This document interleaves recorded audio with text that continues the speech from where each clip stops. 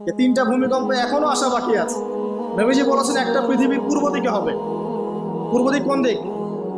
এই যে Indonesia, Malaysia, Bangladesh, Pakistan, Myanmar, আপনার শ্রীলঙ্কা, এই পুরো কন্টিনেন্ট পূর্ব দিক, পৃথিবীর পূর্ব দিক। কোন কান্ট্রি এটা তো বলা হয় না, পূর্ব দিক বলা হয়েছে। এবং এখানে ভূমিকম্প বলা হচ্ছে না, বলা হচ্ছে ভূমি ধসে যাবে, মানে পুরো ভূমিটা নিচে চলে যাবে। এখন যারা এগুলো নিয়ে গবেষণা করেন তারাও কিন্তু সেম কথাই বলছেন, খেয়াল করে দেখেন। তারা হয়তো বিজ্ঞান দিয়ে ব্যাখ্যা করছেন, কিন্তু হাদিসে কিন্তু এটা বলা আছে। আরেকটা হচ্ছে পৃথিবীর পশ্চিম দিকে।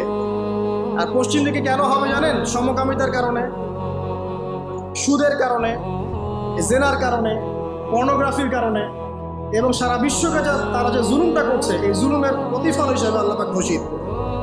এর কোনো অস্তিত্বই থাকবে না। এখন মনে হচ্ছে না যে পুরো সারা ওয়ার্ল্ডকে রুল করছে, অস্তিত্বই থাকবে। ভূমিধস। আরেকটা হচ্ছে পৃথিবীর মাঝখানে। মাঝখানে কারা আছে বলেন?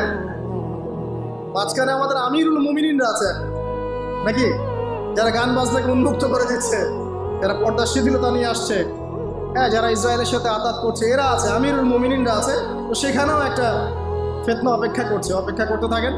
তো এই কথাটা বলতে গিয়ে আমি এখানে এসেছি। পৃথিবীতে কিন্তু এখনো তিনটা বড় বড় ভূমিকম্প বাকি আছে।